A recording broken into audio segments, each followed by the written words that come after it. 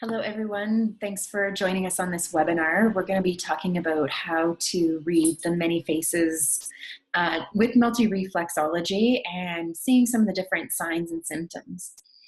So we're going to talk about a few faces today, some of the skin conditions that we can see in different areas, and we'll also have some fun faces to look at as well as some real life situations that have been sent in by some of the students.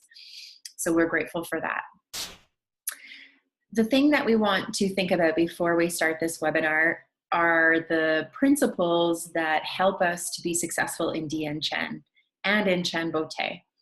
So of course, the first few things that we want to do when we come across a face is start by observing the face. Observing where the different anomalies lie on the face. Perhaps we have a mark on one side of the face, but it's not on the other side. Or we have a deeper line or wrinkle in one area than on the other side. We aren't super concerned with marks and lines on the face that show complete symmetry. However, the location that they lie could indicate a weakness in their bodies. But we are looking to observe the face for these types of anomalies, and we also want to touch and palpate in through here. It's true that we can feel different little congestion bits in the different zones and areas and different textures, and we can do this by touching without seeing anything behind it. So it's absolutely necessary to touch the face.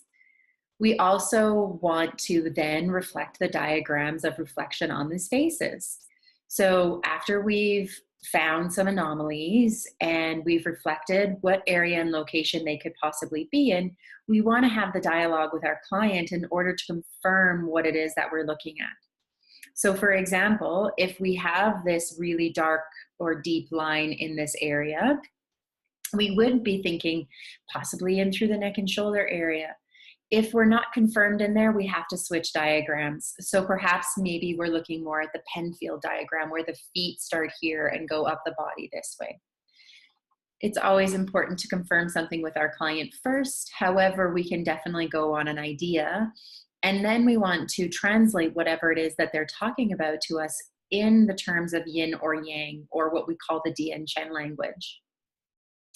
In order to do this, we would ask what their symptoms feel like and how they permit to them. By being able to determine what their symptoms are like, it will help us determine what kind of multi-reflex tool we need to use to create balance in that area. If we don't know what it is that they're manifesting, yin or yang, simply use the yin and yang rollers to be able to work on the local area and ask them which one they feel is more pleasant. If they find the yang is more pleasant, perhaps what they're experiencing is a yin symptom. Now let's think about some of the faces that we're going to talk about. And let's think about what lies in those areas and how we can possibly help those people. So let's move on to the next portion of our webinar and take a look at some of the signs and symptoms that we see on other people's faces. And the first one that we will look at are some of the skin conditions that we can see on the face. So without further ado, thank you so much for attending, and we will talk with you all shortly. Essentially, when we're looking to these faces, sorry, let me get back to where we're going here. Okay. We could be thinking about the breast and the ovaries. Because it comes down in this direction, I would 100% be thinking either breast or ovaries. Marks or moles that come off of a face here, and we're actually going to see a fun face a little bit later, but if they come down off of here, we're thinking more breast and ovaries. So if we're leaning towards the idea of it being a yin or yang symptom, what do we think that this is? So in the milia, the thing that we want to think about is what's actually happening to the face. What is actually happening? They're little cysts, right? And they're coming up from under the skin and they're gathering in these little bubbles, right? So it's interesting to think about as far as yin and yang is concerned, because you would think that somewhat it's yang because it's coming out of the face and it's trying to get out of the face, but it's somehow trapped in this area and it's stuck now. So that is very much so a yin problem. Okay, so I would consider this to be, and cysts in general, especially the fluid level, I would consider them to be a little bit more of a yin issue. Okay, so yes, I would definitely think that it is yin because it's collecting more fluid, okay, because it's collecting sort of the pus. So yin is a very collecting, stuck type of idea. Okay, let's take a look at what we have over on the right top side of the face. We have some sort of dermatitis. Okay, and if we were to come across a face like this, what would we possibly be thinking? What diagram would we be looking at for this? We're possibly going to be looking at the digestive system, right? Yeah. The reason being is because if you look at this spot here, it's very much so concentrated into the ileocecal valve and the appendix area. So right there, I'm starting to look at the digestive system. And this would be the internal viscera that we're reflecting on the face. Okay? So then as it comes up around the digestive system, okay, it comes across and comes down over onto the other side of the digestive system. And right here, I wouldn't doubt that this person probably has some sort of elimination issues. I would probably think that they're more on the diarrhea end of things just because of the more yang type of style that this is showing to us, right? It's red, it's inflamed, it's probably painful. But also, if you ever get a word like a description or a diagnosis from a doctor and it has that itis on the end of it, it's some sort of, I don't like to typically use the word inflammation, but it's some sort of immune response where things are kind of freaking out. Okay. Do we have a question from Kim? Or were we just testing out our Zoom capabilities? Okay, perfect. The other thing that we could think about is we could definitely think about the red man and the blue lady. Okay. The reason being is that we want to think about that because if you look at where the large intestine meridian runs, it's on the outside of the legs, the lateral anterior side of the legs. So it's very interesting to look at this because, you know, it's easy to get congested in that area. You know, we have the IT band in that area. A lot of people have weaknesses in through that area. So, you know, it is somewhat the large intestine, but I wouldn't get too focused on the large intestine. I would actually be thinking about the meridian of the large intestine just because it is so much in through the legs as well. So thinking about the local area of the large intestines as well. Okay? Excellent. Yeah, absolutely. The thighs, the shins, the feet, right? We're looking at all of those different meridians. In and through here, we can definitely see that there's a little bit of wrinkle in and through, okay? That's a little bit more so pancreas, but what's interesting is what it tells us is that it's possible that this person has some imbalances with their blood sugar levels. And maybe that's what's causing the imbalance in and through the digestive system, okay? Because we're seeing distinct lines in through the pancreas, okay? Excellent. Let's take a look. Any questions about that one there? What about the lymphatic system? Could it be part of that too? Lymphatic? Oh, 100%, right? It could, especially if things aren't moving and if they're stuck. I would think about, I mean, the lymphatic system is going to help us with a lot of things, but because of its yang nature, I would almost think, yeah, I would probably be thinking that would probably be something I would test a little bit later. Just because if we were looking at puffiness in this area, or if there were cysts like the milia in this area, 100% I'd be looking at the yin, like the lymph is just not draining. It's not moving. This, you could even think, I guess you could think that the lymphatic system, maybe it's being burnt out, right? Something like that. So you could even think about the liver in this situation. Obviously, right, for detox, something's not detoxing properly. So whenever you see something and it's detoxing through the skin, we always have to remember as well that there's only 4 organs of detoxification, or sorry, elimination. It's either coming out through your bowels, it's coming out through your pee, it's coming out through your breath, or it's coming out through your skin. So if we see imbalances on the skin, first of all, we always have to look at the idea of the skin or the metal element. So right there we have a few confirmations of the large intestine, because the lungs and the large intestine are the metal element. So if we have an issue like this, it's on the large intestine, it's on the large intestine meridian, and it's also part of the large intestine or element of metal. So once we start confirming that we've got 2 or 3 common denominators of something, we're pretty much ready to go, okay? So we're gonna definitely stimulate in and through here, okay, to work the immune system and the digestive system. And we're also gonna work in through here, right? In and through here, we're also going to work for the ileocecal valve and the appendix, okay?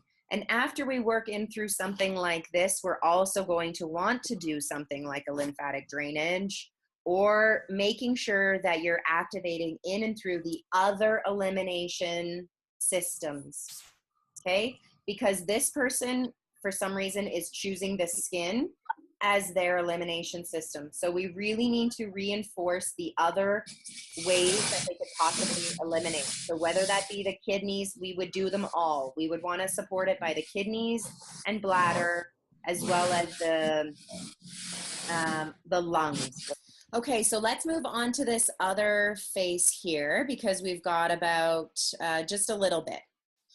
So what I thought was really interesting about this face are these 2 lines that come down right around and through here. And it could mean a few different things, right? And also we've got the one on the upper lip, which is also very interesting. So what could possibly be some of the first things that we start to think about? Reproductive system. Yeah. We could definitely think to reproductive system, especially this one here, right? I would be thinking about the reproductive system. Okay. We could think about the ankles, 100%, right? And so if we're thinking about similarity of shape, what could we also be thinking about just from this? Right? We would be thinking about wrists. We would be thinking about neck as well. The interesting part is it also goes through the ankle area, which is considered to be a muscle relaxant point. Okay, so we want to think about muscles in this area. Okay, so the other thing that we want to think about is that this is very feet related. Okay, but it is also very urinary related. If we have the kidneys sitting here and it comes down in and through here, I would also be thinking to ask questions about the urinary system. And I would also be thinking about whether or not it had anything to do with chi. The reason being is because if you see these angled ones coming out here, And especially if they come down a little bit more, now we're getting into some zones right around in here that actually have to do with reducing qi. And some of you might be thinking, why would we want to reduce qi? Well, what happens is when qi gets blocked going a certain way all the time, it can cause imbalances in certain areas. And essentially the qi just gets misdirected and becomes over exuberant and wanting to fix everything. And so essentially we want to minimize or reduce the qi or calm the qi so that it isn't aggressively trying to fix this situation. Okay? All right. So let's move on here. Okay? This is not working unless I go like this. Okay. Let's take a look at Brad Pitt. I mean, he's gorgeous to look at anyways, but let's just take a look. Okay? Yummy. Yeah. Okay. So first off, what are the first couple things that we're going to see? Okay. We definitely have some knee situations going on. Okay. Let's look a little bit at the top of his forehead. Okay. So we could look at the knees, but let's take a look at, you can kind of see it here, but let's actually, I want us to take a look at the eyes. What's very interesting about the eyes, we talked about it a little bit more as far as the wrinkles coming down off the eyes like that. And then also he has a wrinkle going up the middle of his face between the eyebrows. So we have reproductive system, okay? And then we could possibly think that it is in and through the cervical area. So we want to think about neck issues. But what's interesting about that is now we could think about, because point 26, which is in the middle of the eyebrows there, which is a very, it's called the pituitary point. So now we're looking at a couple of different things when it comes to the reproductive system as well. Okay. Then we take a look at this diagram and we see some interesting things happening because we see that it's some neck and shoulder as well, absolutely. But then we see that there's that massive line going through the middle of the forehead, okay? So this passes through the mind, but it also passes through the nervous system points.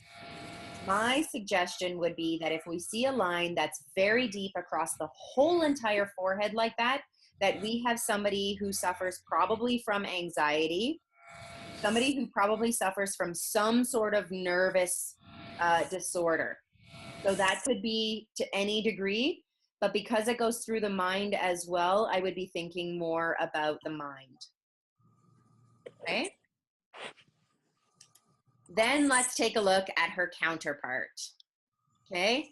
So we're pretty familiar with Angelina Jolie, and I would think that both we know that she had a double mastectomy. So I really wanted to take a look at this face in order to see what we could see.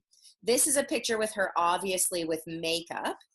However, we can see, if we're looking at the eyes in regards to breasts, we can see that she has wrinkles coming from the corner, the inside corner of the eye. Okay. And we can also see in this picture that she has massive wrinkles coming, well, massive wrinkles, come on now, I'm just, over exaggerating, I guess. But she has a lot of wrinkles coming from that breast area.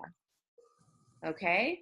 So it's interesting to note because I really wanted to see whether or not there was something that we could use to confirm. Do I think that everybody with this type of wrinkle has major breast issues? No, that's not what we're trying to diagnose here, but we're looking for imbalances. So I have had it confirmed many, many times that when we're looking at wrinkles that come down off the eye like that, not so much the ones that come straight out from the corner of the eye, but the ones that come down off of and under the eye can be very much so breast or ovary related. Now we had a couple of faces sent to us. Okay, and I want to take a look at this. Okay, so it's a little challenging, I guess, to see what's going on under this face. but I'm going to say, okay, we have a mole here, and we also have a mole here. So what's interesting is we can project this diagram onto the face, okay? You know, we have some wrinkles on the forehead, you know, maybe a little bit of mind stuff, but what's interesting is that not all the time is it going to be this diagram. Possibly it could be the Rodin diagram, okay? So what's interesting, my goodness, I don't know if it's gonna let me do this. I'm trying to mark it at the same time. What's interesting to note is he has that mole in the knee area in a few different places. So I would be very curious to know if there's imbalances in through the knee. When we find moles, which are a very yang thing, okay, it's very much so melanin coming together and really shrinking and concentrating itself together. The darker and more raised the mole, the more imbalance it's going to be. So I would be looking to this person, you can even see one on their thigh area, as to whether or not they have any kind of joint related issues. When we're looking at the Rodin diagram down on the cheek area, we are really looking at more of a generalized, not a very specific zone, specific area. It's more of zones. So this can be very related to joints. Okay. Excellent. So that is probably what I would see on this face. Okay. You can also see some stuff in through the lung area, but I would be more interested in sort of the joints area. You can see even on the blue woman that it lines up with the wrist. So I'd be interested to see, maybe there's just cracking in through the wrist. Maybe there's a weakness in the ligaments. Okay, maybe there's a weakness in the bones. So we'd want to look to the different organs that govern the bones versus ligaments. Okay, so this is another face that we had sent to us, and how we have the reproductive system, okay, reflected on through here. So this is the idea of what we're going to do to reflect the diagrams onto people's faces. So in this diagram, I would be very much looking at the reproductive system, okay, and looking to see how it functions. Yes, we could definitely be looking at the chi, okay, the dark circles under the chi or under the eyes, and even the darkness in and around there. We can see that. You can even see that there's sort of like a dull look to the face. You can see that it's somewhat drooping and falling. It's a very yin looking face with its swelling and situations in through there. Okay. Interesting that the gal who put us the face said that the mole on the under the nose there came about because after a miscarriage. So that's very interesting. Okay, so just a few minutes here left on the webinar. We're going to take a look and make sure that we use the Penfield diagram on our sheets. So if the reproductive system doesn't fit, let's look at the feet when we're looking at the lines and wrinkles on the face here, okay? So sometimes the wrinkles that come up and through here can be very much so feet related, okay? And toes. So think about numbing in through the toes. All right. Well, everyone, that is about what we have for today.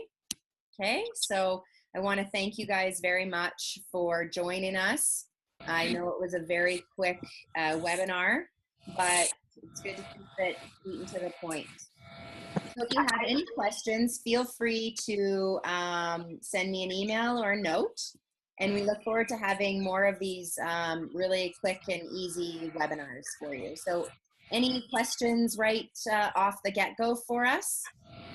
Erica rock.